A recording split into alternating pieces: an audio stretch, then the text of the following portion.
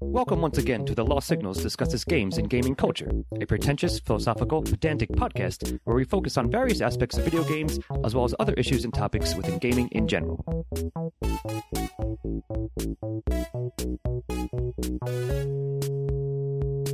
All right, so welcome back to Lost Signals, Games and Gaming Culture, formerly Syntax Error, and we are joined once again by a good friend of the show and a guy we love to talk to, Ara Shirinian, a game designer who's been on a couple episodes previously. I, of course, remain Scott Thurlow, and I'm here with Jonathan Ian Manzer. Hello. And Hey, what's up, guys? How's it going, man? Thank you as always for joining us. And I will introduce the topic because it's something that came up in the past couple of times we spoke with you, Ara, that we're going to cover what we're calling the grammar of games. And we're going to explain that in a second and just sort of have a discussion framed around it and what it is, what it means, and how it can be used within game design. So I'm going to toss it to you, Ara. In broad terms, what is the grammar of games? Yeah, well, it's kind of interesting because I was looking at the topics that we were going to cover with this, right? Mm-hmm. And something that I want to clarify, right from the beginning, is that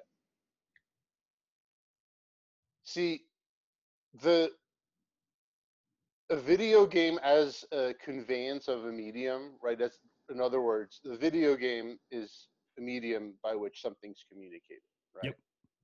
And anytime you have that, so it's like in that dimension, it's the same as a piece of music or just a piece of writing or really any other media. I mean, that's what media is. It communicates information, right? Right. So I'd go so far as to say that any kind of medium, here's what I'm trying to say. Anytime you have a form of media, one of which is video games, you will have a grammar. You will have a grammar whether you want there to be a grammar or it's not. Going to defaultly be the case regardless, right? And that I think is I don't know. I think that's just part of that's an artifact of just the human mind. That the human mind, I like to say a lot that pretty much all it does is it just matches patterns. Yeah, But that's not our topic tonight, so I don't want to go too deep. But that does remind me of something. You did say something the last couple of times where you said basically all psychology is basically learning in some way, which relates to pattern finding, I would say, in a broad sense. Well, wow, I hope I didn't say it just that way, because I don't know if I would say all psychology, and if I did, then I changed. It was something like that, though. I'm paraphrasing for sure. It's not a verbatim quote, but just as a broad sort of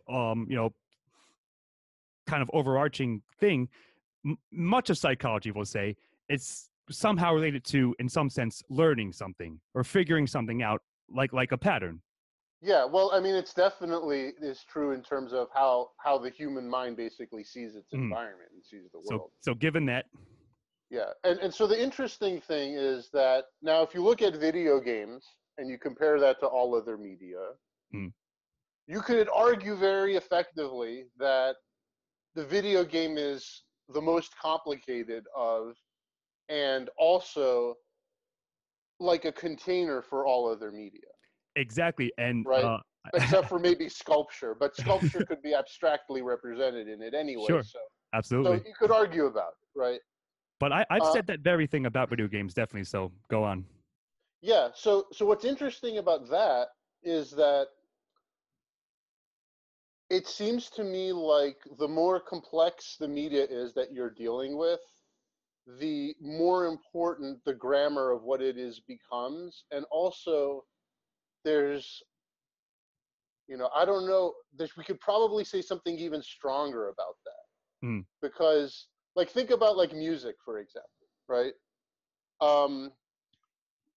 There's things in music, you'll hear music and it innately to you will either sound like it makes sense, whatever that means, right, or it sounds like it doesn't make sense, right? It's either And if it doesn't make sense to you, it's like cacophony. yeah, It's noise. it's Not music. discordant, right? If you don't seem to like it, right, or if it doesn't, in quote, make sense, as you said. Yeah. Yeah. Although, like, I'm going to be really precise with our terminology, right? Like, sometimes you want discordant things for certain reasons For in an certain effect, yeah. places and contexts, but so it's not just discordance in and of itself, but so there's that, right? Like, same thing like a book, right? Yep. A book uses the grammar that we've established of writing, which is just a set of rules that everyone agrees on. But it's not just a set of rules that like everybody just intellectually agreed on, right? Because they're not arbitrary. Right. There's something about just like how humans understand natural grammar and how that develops, right? Because all that develops spontaneously. It's not like we sit down and we like write the laws of grammar, right? Like Yeah. they just come out of our interactions and they seem to be like a self-consistent set of things. So this is a lot of lead up, but what I'm leading up to is that it seems to me like so the peculiarities of video games is that they're super complex in terms of grammar because of what we just said.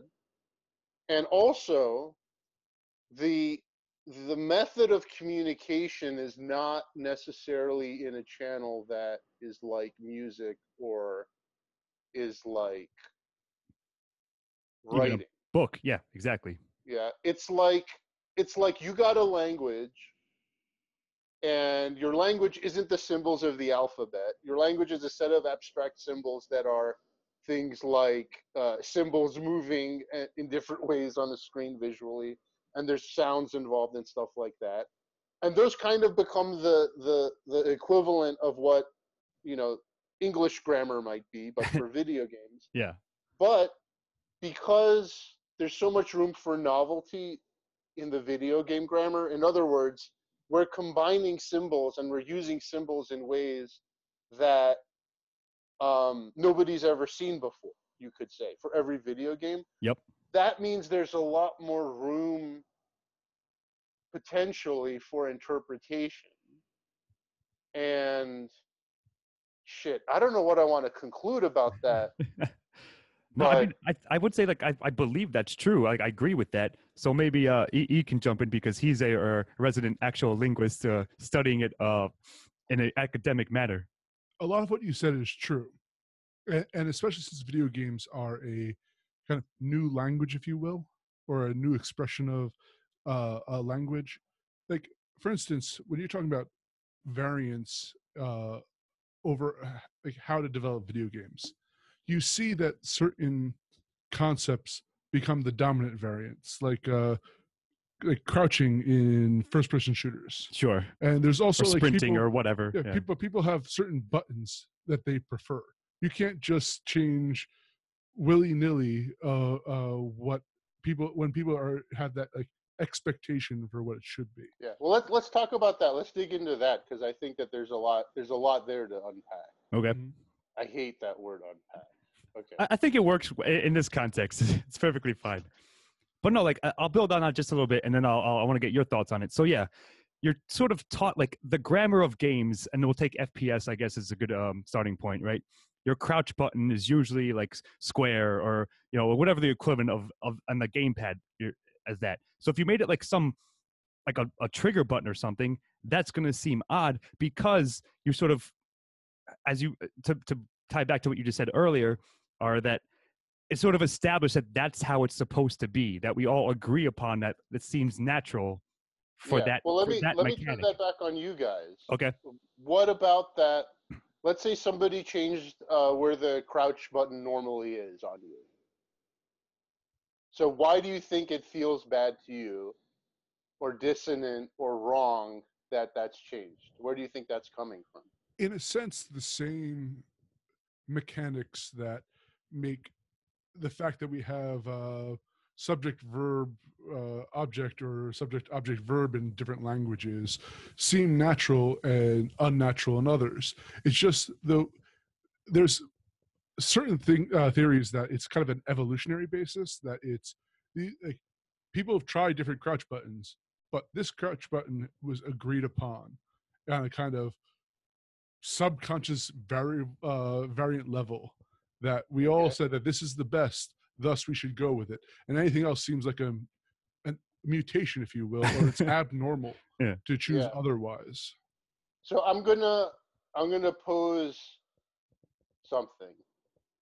Hit me. I'm gonna pose a assertion that the reason why, if somebody changed the crouch button on you, like let's say that it's just been always in the same place, the main reason why it feels upsetting if somebody moves it on you isn't because of anything that was intrinsically mapped to that. It was because Because you taught yourself to be, right? You were taught by it. yes, Yeah. yes, exactly. So like this is really interesting because what we're getting at is there's there's like two competing forces, right? Yep. One of them is how intrinsically natural is some given map of a control, right? Yep. Yep. And then the other one is, and these are, they're independent of each other. The other one is, how much have I programmed myself to be around and experience this map? Because what happens is, in the beginning, there's, right, what we're getting at is your experience practicing a map very, very highly influences your feeling of the intuitiveness of that map. And what's really, really hard for people to, easy to forget and hard for people to remember is that what feels natural to you, right, like, It's is not necessarily the a case. natural thing at all, or the Yeah. case for anybody, right? Which is, I think, what you're going to say. Yep. Exactly. Right? No, absolutely agreed. And you're right about the two kind of like axes that don't necessarily, like, they're not necessarily related, right? So I want to tie it back, and maybe Ian can jump in a second too.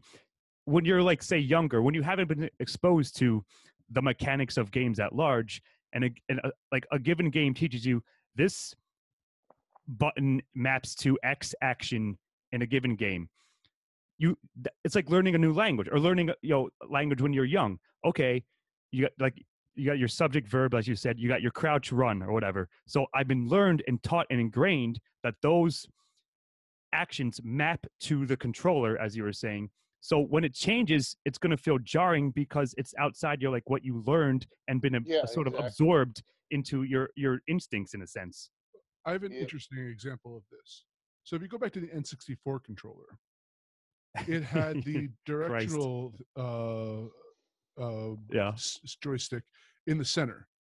Since Yeah. then, almost all directional joysticks have been on the Dual left sticks. hand. Yeah. But you have the right. Oh, you mean stick it's not to a look it's not a around, button pad? but Yeah.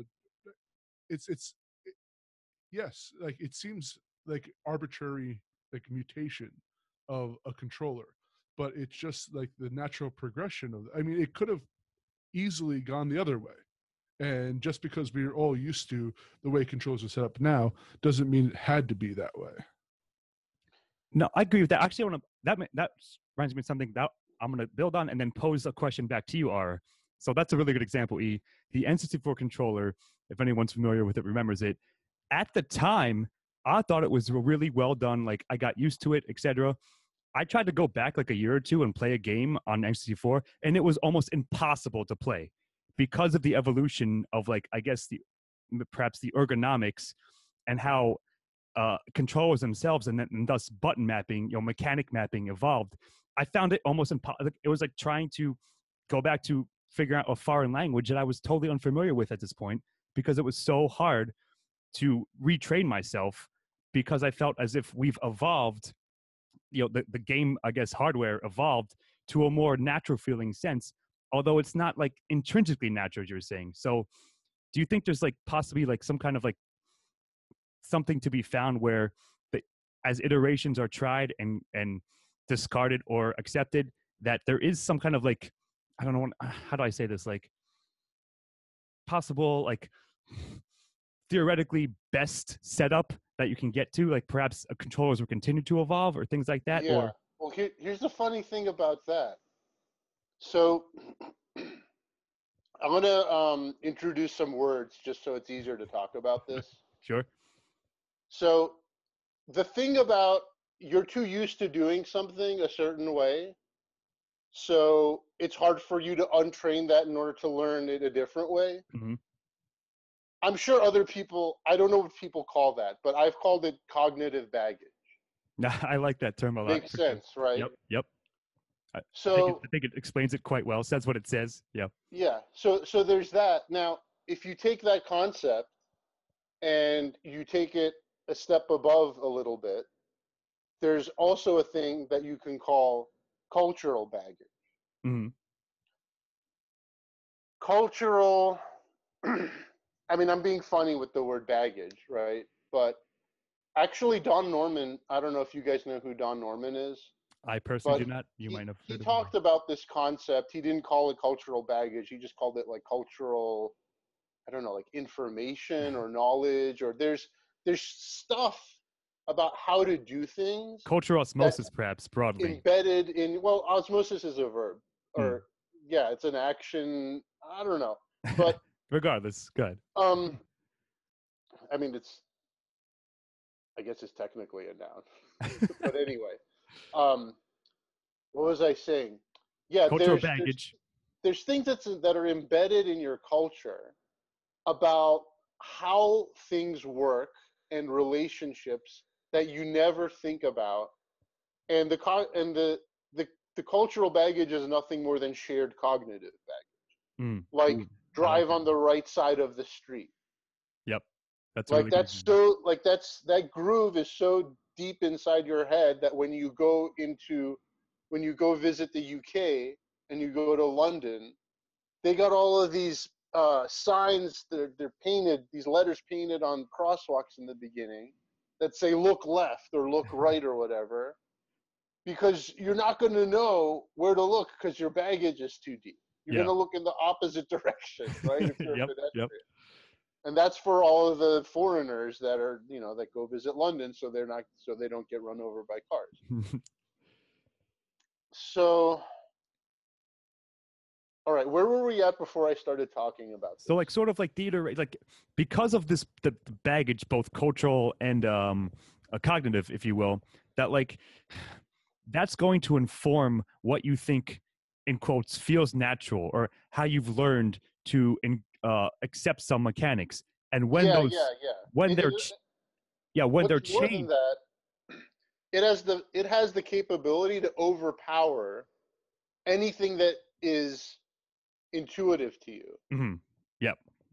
right? So that's why I like to say that when it comes to interfaces, there's stuff that's actually, I don't want to go that route. Okay, I'm going to bring it back to what we were actually talking about. Okay.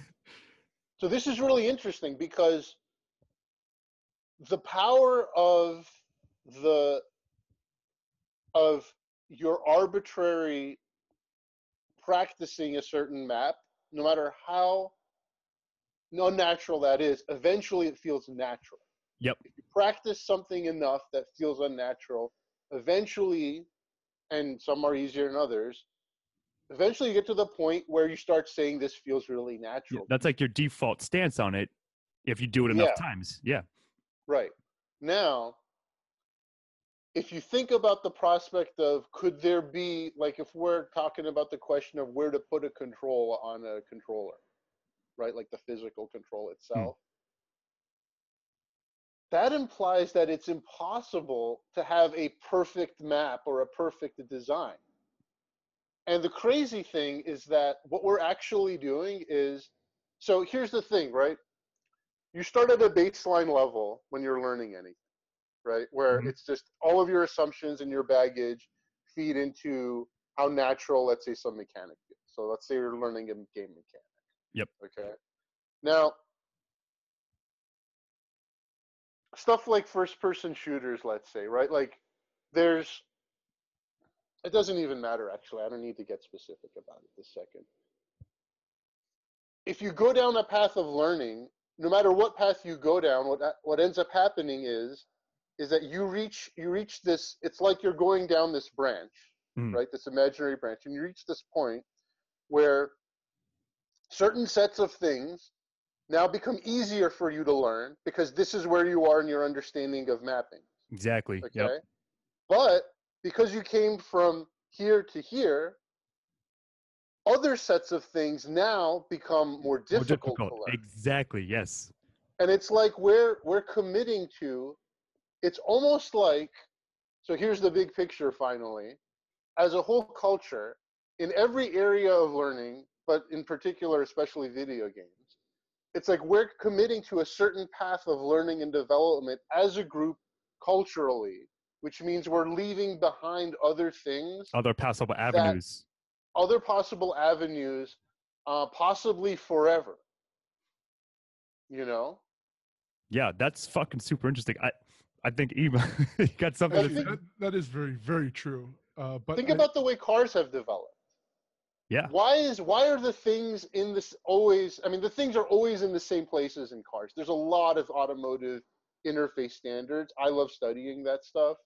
Yeah, I know you're a big But car guy as well. yeah, that's true. But you know, there's no reason It, why, for example, the lights stuff is always on the left. yeah, it That's could be just arbitrary. any other setup. Like, and if you learned it early enough and got, like you said, sort of took the tree, the branch to that set of, I don't know, like configurations, I guess, then Yeah. that's going to eventually feel so natural to you that any deviation is going to feel bizarre and uncomfortable. I would propose. actually, I have a slight to use the car example. Yeah. So, for instance, socially, smoking has become a negative thing. So there used to be ashtrays in cars. Those have been slowly phased out, and no Yep. one really notices it because it was a slow, within the culture change. But there's no real drastic changes to technology in a way, unless there's an outside kind of force to change it, such as electric cars or hydrogen cars if they come out. Likewise, in video games, I don't think the controller will make too much more evolution, have much more of an evolution until like maybe VR I, comes in I or knew you were going to something say like VR. that, which will come in to shape the way like technology, like it needs that big outside any kind of technology or cultural thing Like shake needs up. that outside to actually change it in a meaningful way. I'm going to argue for that. I mean, what do you think about that, Ara? You agree or disagree um, or somewhere in between? I don't know if I agree or disagree, but you made me think of a couple things that I wanted to share. Okay, go ahead. This is just like, oh man, I don't want to lose this. I feel like I'm losing it. It's like, okay, here it is. It's like,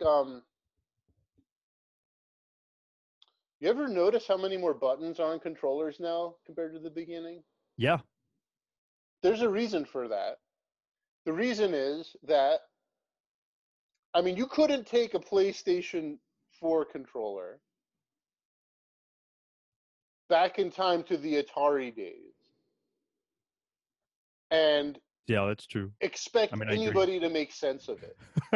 Yeah. There's a reason why the controllers initially had one button and then two and then three and so on and so forth.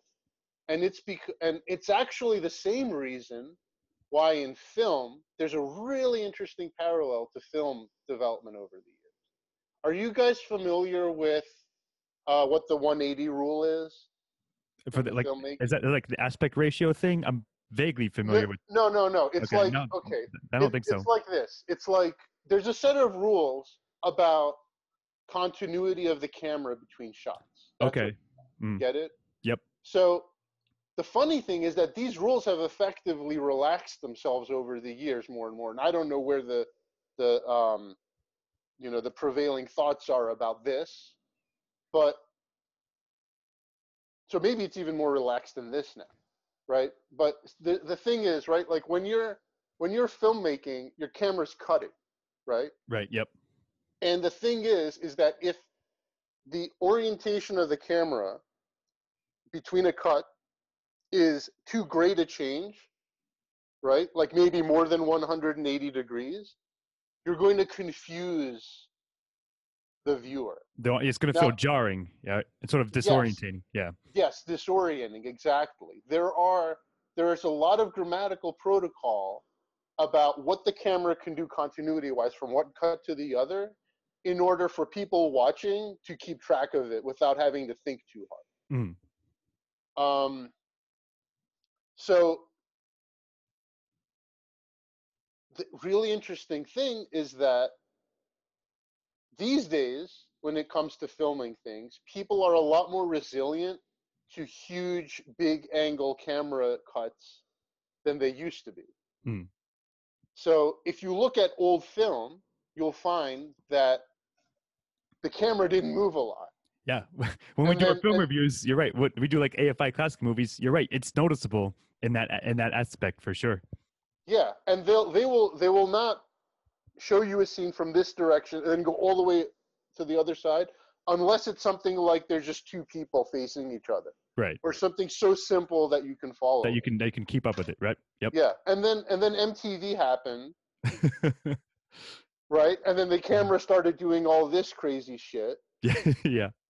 And then now we're to the point where the camera is doing all kinds of spasmodic things, and people can take it, but you couldn't take somebody from 1930 And drop them in right now.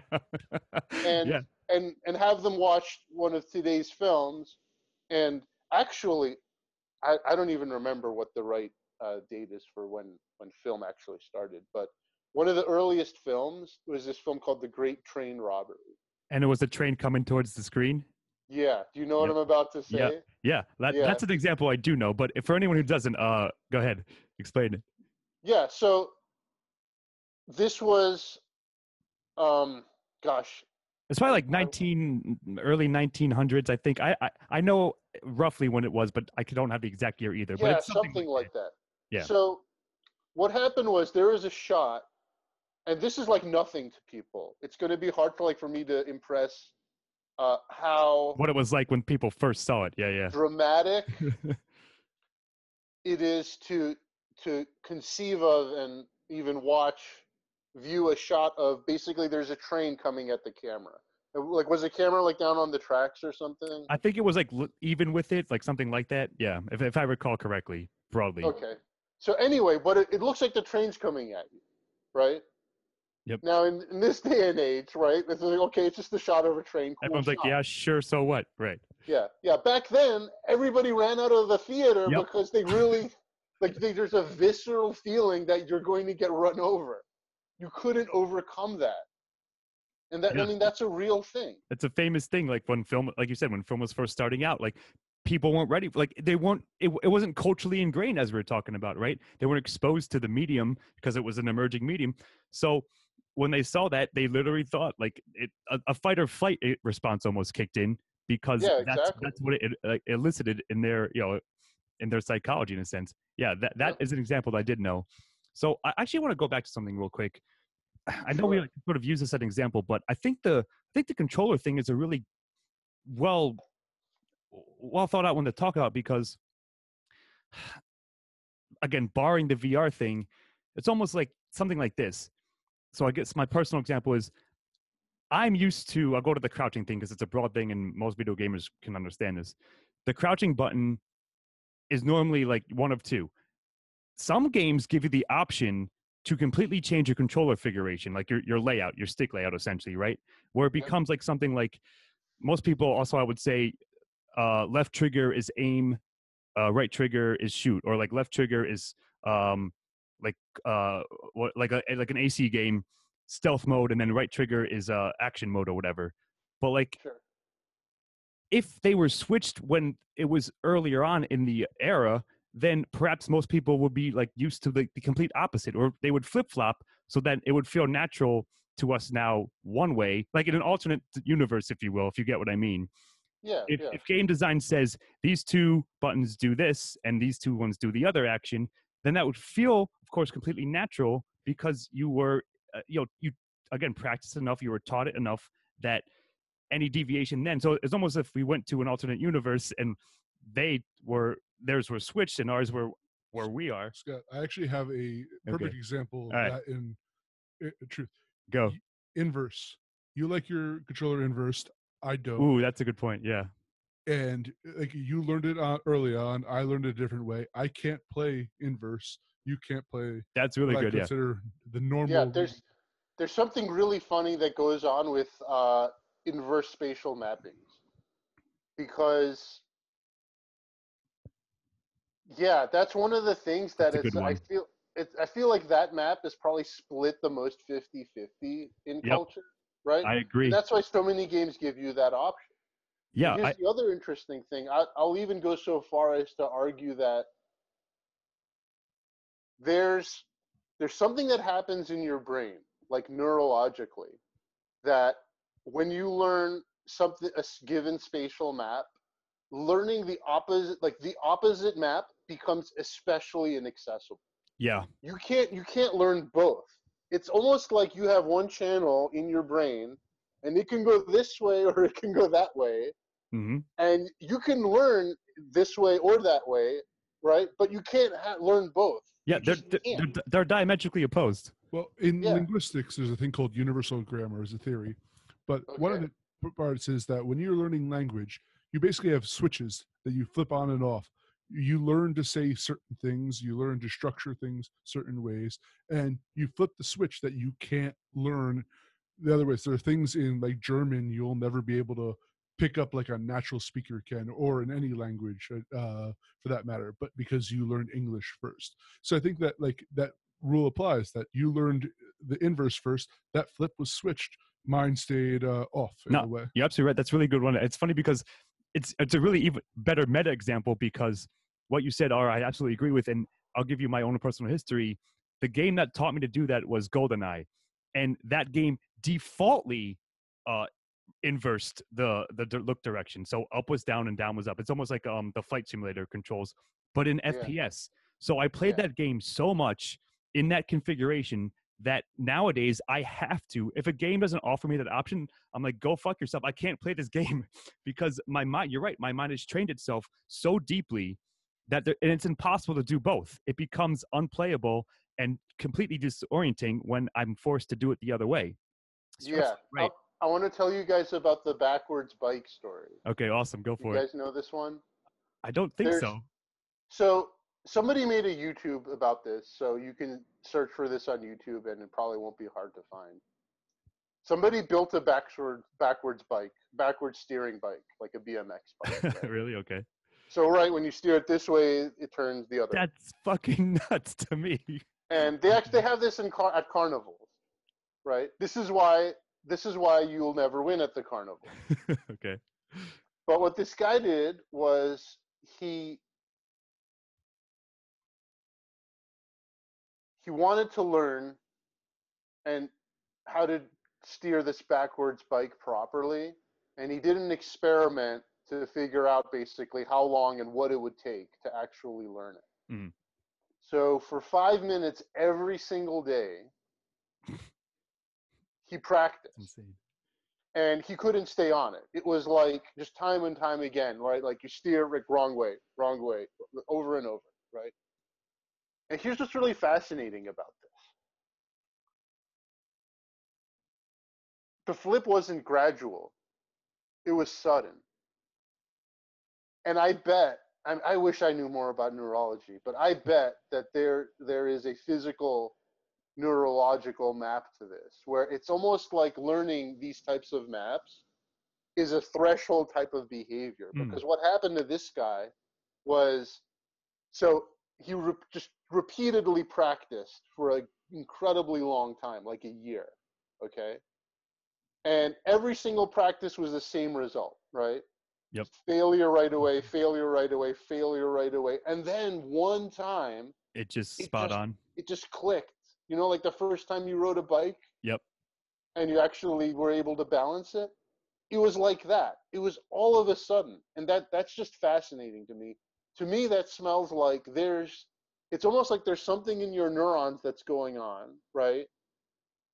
You can't have both pathways. You can only have one, but there's something accumulating, and Right. if it accumulates enough, then it flips. Once you break through enough, yeah. That's dude. I've Yeah. never heard of that, I but mean, that's I'm incredibly just making this fascinating. shit up, but that's what it smells like to me. No, I mean, I would tend to agree. Like, of course, like not being a neurologist myself, but interested in the workings of how we learn and train ourselves to do things like that, and any action, but especially within games, but even something like that, which is a much bigger like endeavor, I would say, than learning how to do inverse or not inverse in a fucking game.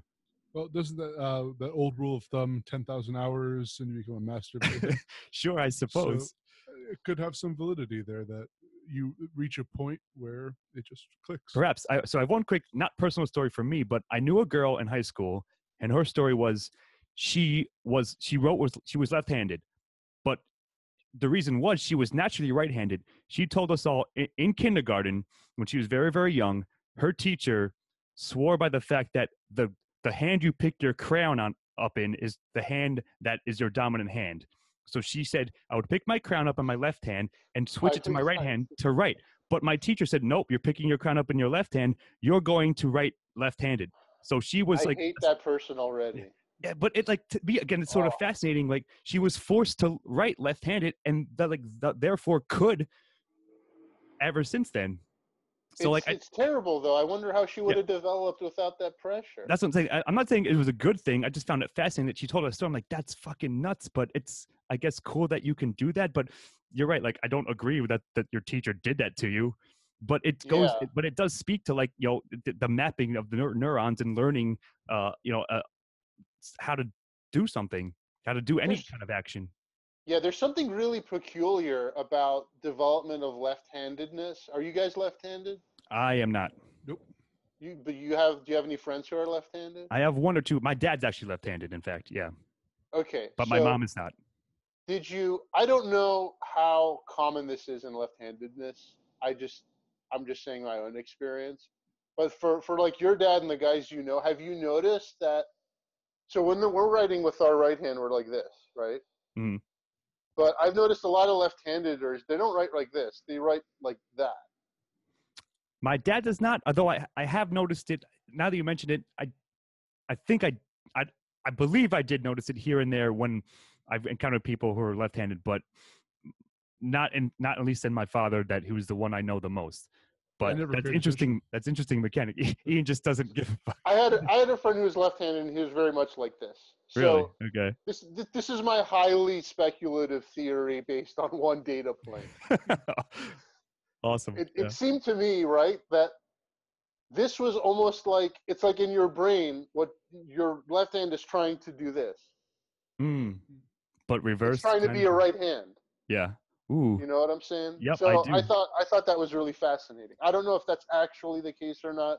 Maybe somebody listening who knows a lot more than us about this. Yeah, sure. Hit us up. Give us some knowledge on that. But that it is fascinating, again, to think about, and certainly, of course, as applied to games, which I'll try to come back to in it broadly. But I do, you just made me think, I had a little note here that is the concept of the grammar of games something that people like players could be aware of, or is it just as I think we answered our own question just having discussion that it's just so naturally ingrained into, again, learning in general, that there's always going to be a grammar of games being taught to you in any game that you play, because that's what's happening, like even outside of video games, really. Yeah, and it can be taught, in a consistent and pleasant way, or it can be taught in an inconsistent and grading way, perhaps. Yeah, and maybe the game doesn't have any discernible.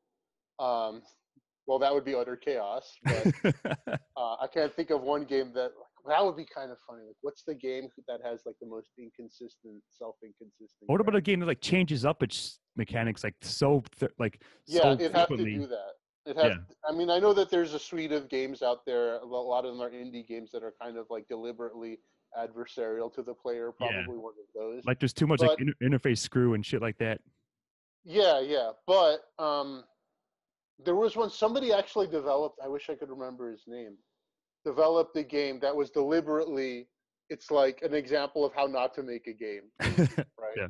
And it would deliberately violate its own grammar in order to mess with you. But getting back to your point,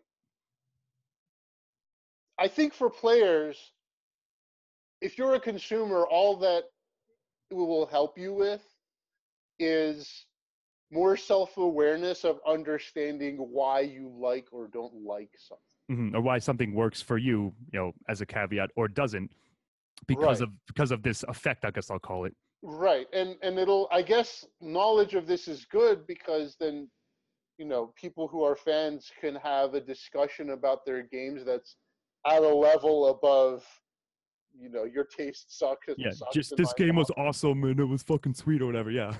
Yeah, and I mean, like, it's up to you if that's what you like to talk about or not. But for developers, right, it's like it's really critical to have a deep understanding of this because it impacts how you're unfolding your own brand. Yep. Well, I do have a question for you. Yeah, When you're developing the grammar, you have to in some way have a conversation with the player on how to play the game. You can do it through like the old booklets that had all the instructions in there. Modern day, I find you see more often like in-game like kind of tutorials. right. Now, with conversation, Gracie Pragmatics, I'll throw out that name. You can give either too little information or too much information when it comes to explaining That's true. to a player how to play the game. How Sure. do you think it's best to balance that? So this is really funny because what you're talking about is, and this is a real word not made up by me. What you're talking about is cognitive load. Yep. That's a real psychological term, and they use it in learning. Actually, the study of learning in general that has nothing to do with video games specifically. And here's the funny thing. My opinion is that you develop a sense of cognitive load in video games by being extremely observant about how other people play games. It's hard to be, you have to be really disciplined in a way so that you're you're trying to look at, because everyone has their own sense, right? It's very easy. You have your own sense of what's cognitively too much Right. What makes and sense and not. what doesn't. Yeah, sure. But the problem is that everyone, it's like, think about this. It's like everyone's got a threshold and it's a different threshold. Absolutely. So people who play games all the time, they have a pretty high cognitive load threshold, especially for games of the type that they play a lot, right? Yep. 100% true. At least for me. People who, yeah, people who don't play games so much, especially if they don't play that or do anything in that domain, right? They have a lower threshold. It's the easiest thing in the world and the hardest thing in the world to it's the easiest thing in the world to think that everybody else looks at stuff the way you At do. the same level. Yeah. Yep. Yeah, it's the hardest thing in the world to appreciate and be able to see through someone else's eyes how they're reading something, because a lot of times, yeah, their threshold, what they know is different than what you know. So it's almost like you have to have the discipline to pretend, to trick yourself into pretending that you don't know certain things that you know. Yeah. Or like unlearning stuff in a sense. So, yeah. In a way, which is really, really hard. Sure. So it's Absolutely. really hard to observe people meaningfully as a game developer just because of that. Like, I don't know how, like, I couldn't tell you what you'd have to do that. You just have to be, I think, just a incredibly self-honest kind of person and understand when I guess you got to have a sense of like when you're making a judgment that is more subjective to your personal experience versus objective. Just sort of be aware of your own bias that like not everyone may be as familiar and perhaps then thus can easily fall into the whatever you're trying to impart or teach with whatever Yeah, game you might be making. yeah, and the way that I think that I learned that over the years, and it took me a really long time. I would say it took me maybe at least 8 years of working in the game industry, Mhm. because what you got to do is when you're watching someone, you watch what actions they take, and then you have to make theories about what were they thinking up here that led them to take those actions. X decision. Yeah, for sure. And you have to develop a model of that. And it just takes a lot of watching and a lot of interviewing and a lot of feedback to get a sense of, you just develop this inner sense, right? Like a lot, like just like a basketball player has a sense of what muscles to use to shoot the ball so that it goes into the basket. Mm.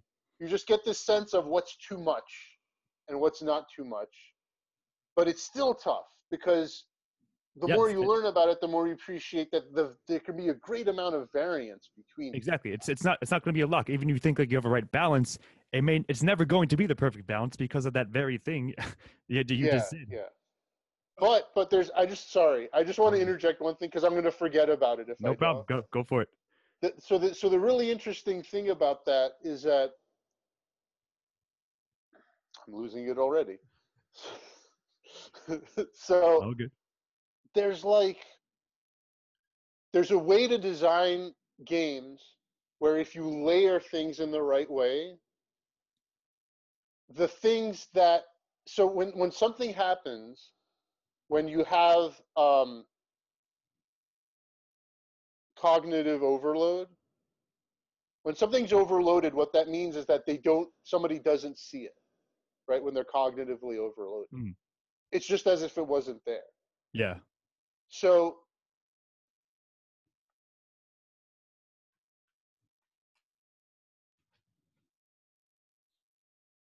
if you design your game in such a way that you know what stuff the people who are overloaded are going to miss, you can design it in a way so that that stuff isn't actually important to them the first 5 or 10 times they play. It only becomes important to them because there's something that happens when you play the same game over and over, when you practice that experience. What ends up happening, and this is the sophistication of cognitive load, just the psychological concept of it. As you learn things, right, their cognitive burden, the load that what they're contributing to the cognitive load, decreases. Ooh, So yeah. you can design a game that throws up all the shit on the screen, but it doesn't matter because the stuff that's the most important to you is actually a very low cognitive load, and all of this ancillary stuff that you could use as a sophisticated player in strategy, like how much time is left, right? But you don't need to look at that timer in the corner.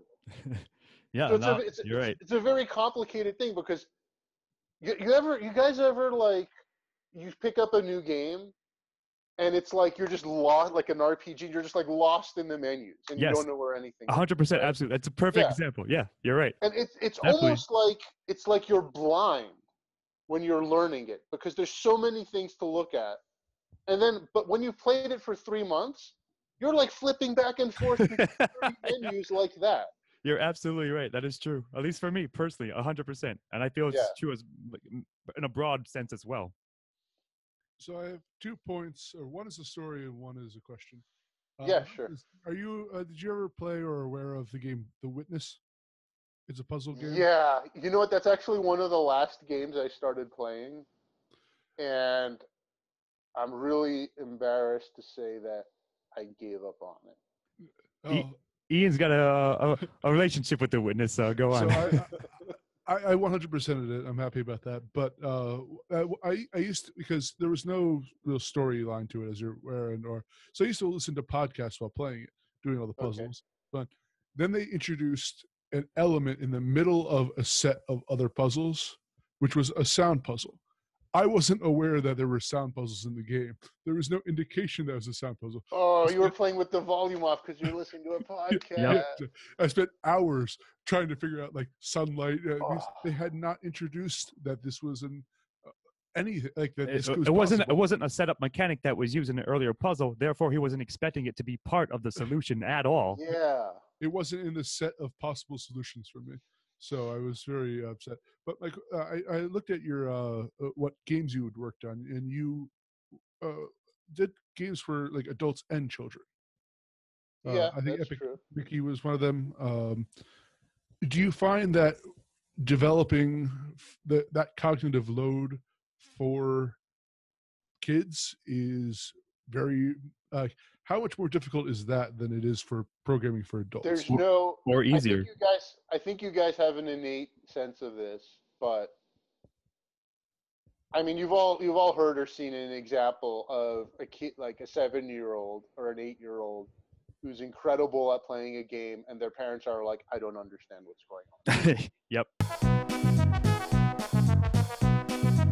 So go back. So designing games for children versus adults. We certainly seen parents be like, "What the hell is happening while a kid's playing a game?" Yeah, and let me actually, you reminded me of. There's a guy named Mark Manson, and he wrote a book called "The Subtle Art of Not Giving a Fuck," Yep. and that's not That book has been on. super relevant except for one element. He I think he coined this term, and he called something a VCR problem. Okay. Do you remember him talking about that? No, I just know of the book just because I work somewhat within the book industry. I haven't actually read it. Oh, it's a great book. Everybody should read it. I mean, I love the title. It's been Anyway. it's been on the New York Times bestsellers for like months and perhaps a year or more, maybe more. But anyway, I just haven't read it. Okay, so he doesn't need any more money from people, but it's an excellent book. So go ahead. So a VCR problem is what he defines as, you know how, like, I don't know if you guys are old enough for this, right? Like, he's more my age. So when I was a kid, Might be. right, there were you guys remember VCR? Yeah, of course. I grew up on VHS. Yeah. Oh, okay, fantastic. That's yeah. Great. All right. I don't feel so old now. I still have some old VHSs, so go ahead. Yeah. Did your there's this pretty common cultural thing, right? Where the kids would figure out how to use VCRs very quickly, but the parents would be like, I don't know how to use this VCR. Mm-hmm. 100%. Yep. I think Ian and I both lived that, I believe, experience for sure. Yeah, you guys lived it too. Yeah, a whole bunch of us. This is another cultural baggage thing. We all lived it, right? Yep. And the way he explains it is the reason why that happened, right? The parents couldn't, because the VCR is not complicated to figure out. But our parents came from a time where they didn't grow up with VCRs. Mm-hmm. Yep. So they didn't, their understanding of how things work in the world, right, didn't really include the VCR. So it's not really like in their repertoire to figure it out. Exactly. Yeah. It's almost like, I think, an example of, you've developed your understanding of the world to a certain point that makes it very difficult now to learn this set of things that you've grown beyond. Exactly. Sort of like you have your lens, and then like if that lens changes or expands and you're not like comfortable with it in a sense, or just again has had much exposure to it, it's going to feel again more distant in terms of learning the process and figuring it out, I guess I would say. Yeah. So it's like, I don't know what else to say about that, but it's another interesting example for sure. Like it all goes to like, again, the psychology and the, like you said, the neurology in a sense, the neuroscience of how we learn as applied broadly to problem solving and pattern finding, and certainly to games. So I think I had one more thing to example, but I also, it's slipping my mind. You got something, anything else, E? I said all the points I wanted to say. I had one thing else to bring up, but we certainly covered a lot of ground. Again, it's always super interesting because I'm fascinated by this stuff, especially viewed through the lens of video games, of course, but just in general, like how it applies to our, like you said, our cognition, I guess is the best way I can phrase it. Yeah, man. Through that lens. So, God damn it, I had it. Hold on, give me a second. I might have had it. Oh, that's what it was. All right, so I wanted to tie it into a modern game. Just came out. It's Far Cry 5. I've been playing it all fucking week, and I really like the Far Cry series. But it ties back to sort of what we were saying, where I'm familiar enough with its core mechanics that I can sort of get back into it because it's been like a year or two, whatever, since the previous one. But in this one, they introduced a lot more shit that made it a lot more complicated. But to your point, you were saying earlier that like a lot of it is, I sort of fall back into like the the comfort zone that I remember. So like, it's not as overwhelming. I feel as if, someone who wasn't as ingrained in video games, I guess, wasn't as immersed in them, and even someone who wasn't as familiar with the franchise would be completely fucking overwhelmed. And it goes to like the point you were saying, like, I feel as if maybe Ubi as a general dev, like, could have taken more time to sort of be like, we have to take a step back and observe like how people are interacting with it, because a lot of it is a lot to handle. And I think that's a kind of a risky proposition just in general for games, because you have to take into account people's levels of, I guess I want to say competence, but it's not really what I mean to say. Yeah. You have to know, you have to have a good sense of where most of your audience is. Yeah. And there's a lot of interesting trade-offs here, because let's say you're a mystical being who can just create a game like just with the wave of their hand, right? And what you have to decide when you're making a new game is you have to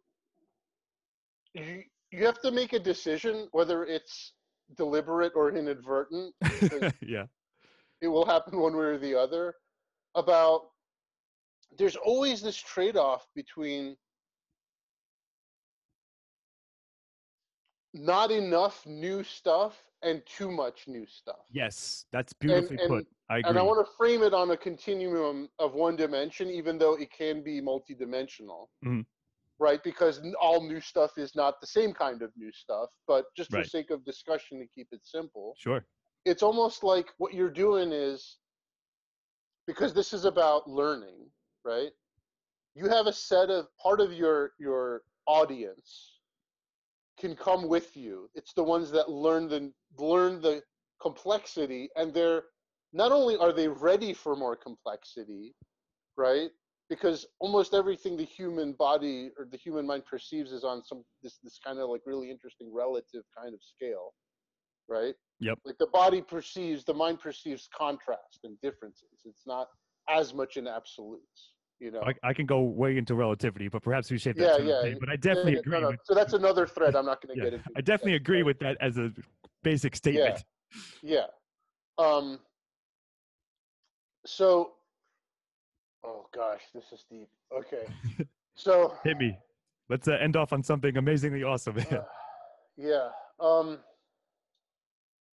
Can you just jog my memory? What did I just say? So about perceiving things relatively. And if here's the thing. Actually, I can illustrate this really well with an example. Okay, sweet. So there was this. You guys know Beatmania? Yeah, I'm familiar with them. I mean these DJ games. Yeah. Okay. This is a great, really reductive example of this phenomenon. So so now they have, let's say, they have like Beatmania like 75 now. Okay. I mean, I think it's like they've made like there's more a shitload of them. Yeah. So I'm exaggerating, but not that much. If you play Beatmania version 75, it's 20,000 times harder than the first one. Yep, exactly. In fact, you can't. The easiest level, it's like what they did is that they took the bar of difficulty that the game, what the game asks from you, and because they had so many iterations, gradually over time, it's like gone up like this. The baseline gets higher and higher, I guess. Yeah. Yeah. But here's the risk you're taking when you do that, is that, so your fans, right, not only are they capable of taking up the more complexity on whatever level we're talking about, right? But they need it. They want it, expect it, and demand it. Yeah. It's like an addiction, because for them to learn, I'm trying to say 70 things at once. For them to go to the next iteration, we'll say, right? It's the process of learning for a set of the population that's really invigorating, that keeps them captivated. Mm-hmm. So if they don't make it harder, they lose those people. The problem is that they're losing another group of people who can't keep up. Yeah, so the newcomers can't come into it, or like casual players of it, who are like, oh, I played 20, but now 35 is out or whatever. Right, and it's so much more difficult. Right, Yeah. and we're just talking on the continuum right now of let's say, demand of skill. Yeah, a single axis, I guess we'll say. Yeah, Here. just one. But this could be there. There can be many Mhm. axes of these. Yeah.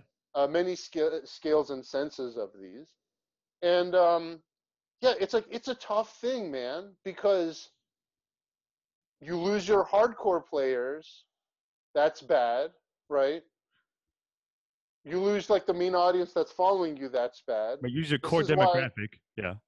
yeah, it's so what game publishers try to do is they're trying to keep as many groups of these with them as possible, and Mhm. some do. And I guess the people who made Beatmania, I guess they decided, and I'm just speculating here, maybe they decided, look, our audience is super hardcore, right? And the only ones who are buying our game are the ones that bought the last game. So let's just do what they want and sort of like cut everyone Yeah, else out because it's more yeah, profitable in a sense.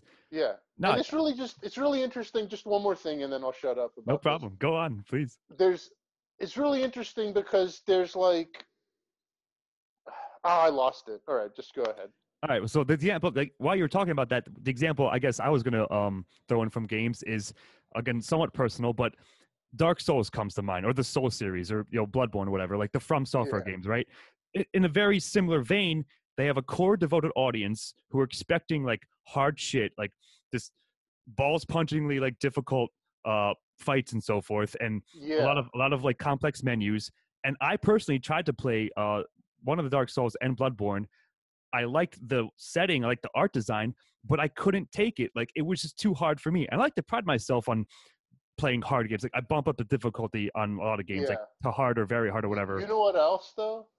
There's a lot of embedded cultural knowledge in that series that if you're Exactly. not privy to that, you're just Yeah, confused as you're right. hell. You have no idea what's going You're on. absolutely right. I'm completely fucking lost. And like I think it's like a sort of a good, like again, another good codifier of what we were saying about sort of encapsulates a lot of concepts that we just said, because like I sort of somewhat straddle the line, at least personally, where and the final thing I was gonna say about it is that like I know some more casual players, myself included, would say to them, "Can you have a difficulty slider, please? Like, can I put it on normal or like low or whatever?" And of course, the hardcore fans like, "Well, go fuck yourself. That's not what it's about." We're like, but in order to like sort of encapsulate, as you said, like various people's competences, then perhaps that might be a good move. But it seems as if similar to the beat thing, like they decided that our core audience, this is what they want, and we need to sort of service them first, and then if other people get into it, good, that's cool. But again, like, and but you're right, as you said, those kinds of games, these two franchises, we'll say, have such a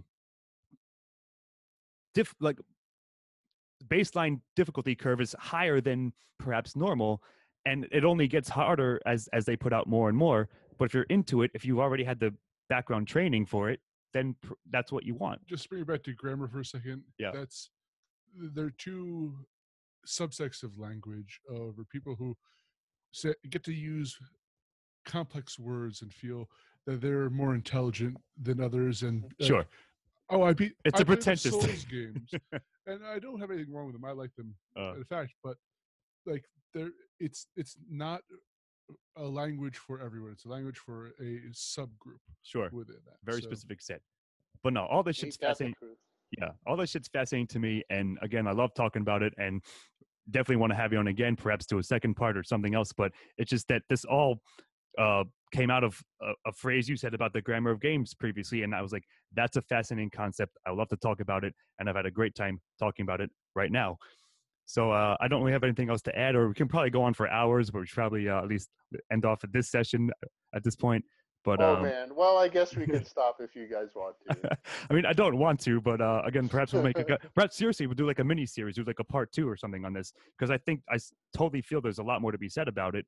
But I think we covered sort of like a lot of like the basic, if you will, basic in quotes, just some of the groundwork of what this concept means and implies, and how you sort of like almost subconsciously like encounter it, and then maybe start more consciously thinking about it as you specifically play games, or even just like you said in daily life, like the car thing.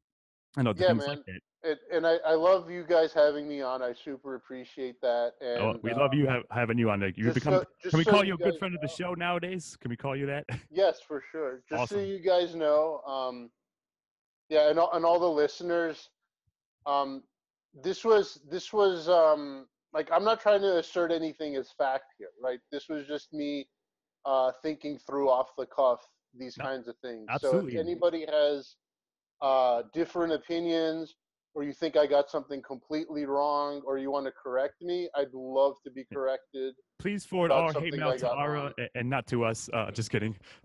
You can use both hate mail if you want. But seriously, like if you have a comment or something, as Ara just said, drop us a line or whatever. But like you said, we're not saying any of this is like 100% wrote fact in a sense. Just I'd love to start a conversation with the viewers, with the listeners, about these kinds of things. So absolutely, yep. Yeah. Shoot us some lines, everybody out there. Come on, get involved. Because I'm saying, like, this is some, at least to me, again, I love talking about it, fascinating stuff. And maybe there's no answers per se to be found, but I think it's very informative and perhaps educational to think about it and talk it out. I just want to make to the viewers, if you're on YouTube, leave a comment.